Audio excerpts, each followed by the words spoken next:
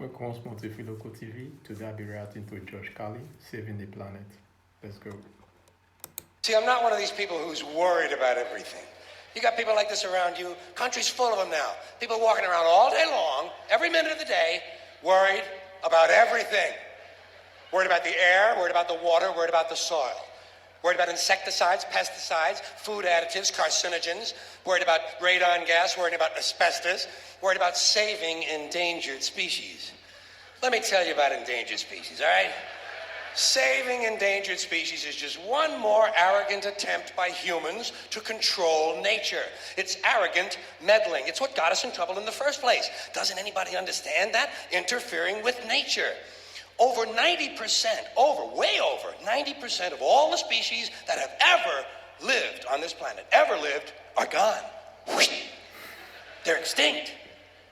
We didn't kill them all.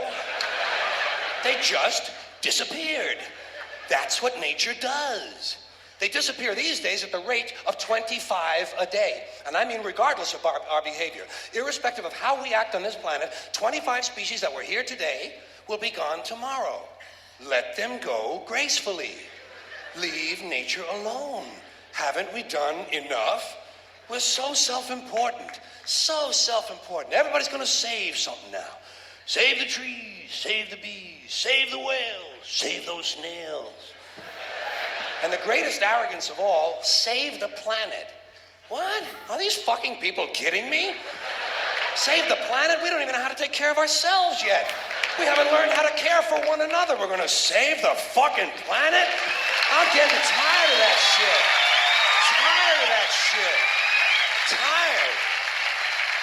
I'm tired of fucking Earth Day. I'm tired of these self-righteous environmentalists, these white bourgeois liberals who think the only thing wrong with this country is there aren't enough bicycle paths.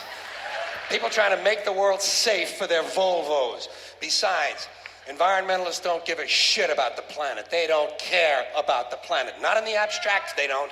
Not in the abstract, they don't. You know what they're interested in? A clean place to live. Their own habitat. They're worried that someday in the future they might be personally inconvenienced.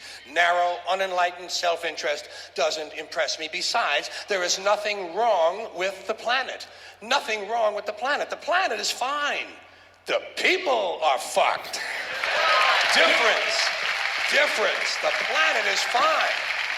Compared to the people, the planet is doing great. It's been here 4.5 billion years. Did you ever think about the arithmetic? Planet has been here 4.5 billion years. We've been here, what, 100,000? Maybe 200,000? And we've only been engaged in heavy industry for a little over 200 years. 200 years versus 4.5 billion. And we have the conceit to think that somehow we're a threat? That somehow we're going to put in jeopardy this beautiful little blue-green ball that's just floating around the sun? The planet has been through a lot worse than us. Been through all kinds of things worse than us. Been through earthquakes, volcanoes, plate tectonics, continental drift, solar flares, sunspots, magnetic storms, the magnetic reversal of the poles, hundreds of thousands of years of bombardment by comets and asteroids and meteors, worldwide floods, tidal waves, worldwide fires, erosion, cosmic rays, recurring ice ages, and we think some plastic bags and some aluminum cans are going to make a difference?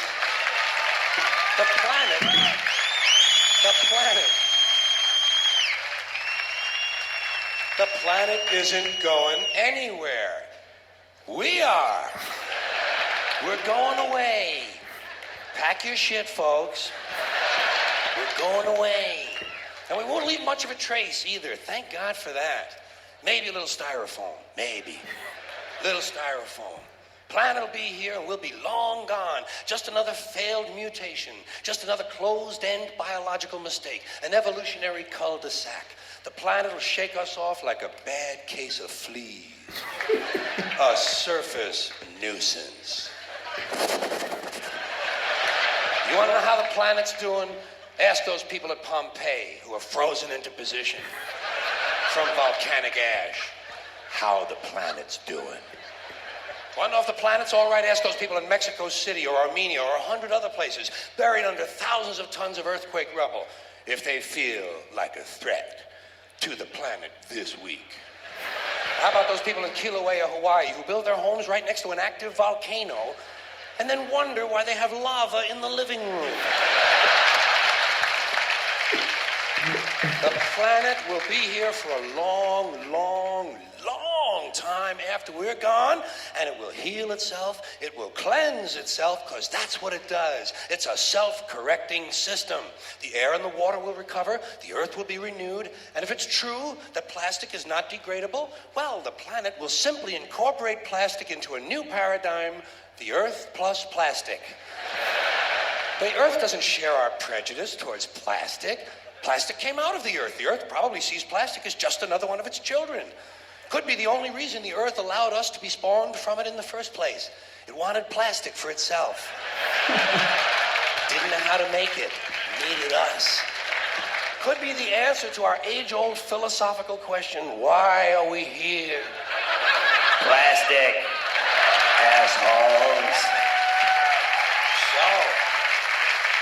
So, the plastic is here, our job is done, we can be phased out now, and I think that's really started already, don't you? I mean, to be fair, the planet probably sees us as a mild threat, something to be dealt with, and I'm sure the planet will defend itself in the manner of a large organism, like a beehive or an ant colony can muster a defense. I'm sure the planet will think of something. What would you do if you were the planet trying to defend against this pesky, troublesome species? Let's see, what might, viruses. Viruses might be good. They seem vulnerable to viruses.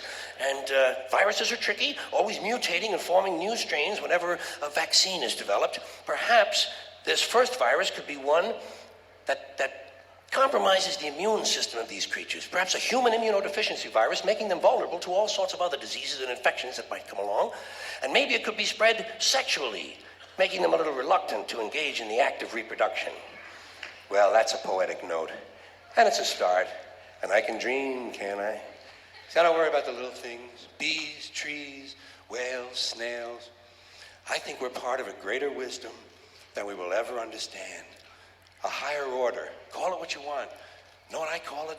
The big electron. The big electron. Whoa. Whoa.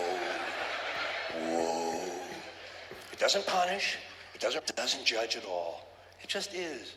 And so are we. For a little while. Thanks for being here with me for a little while tonight. Thank you.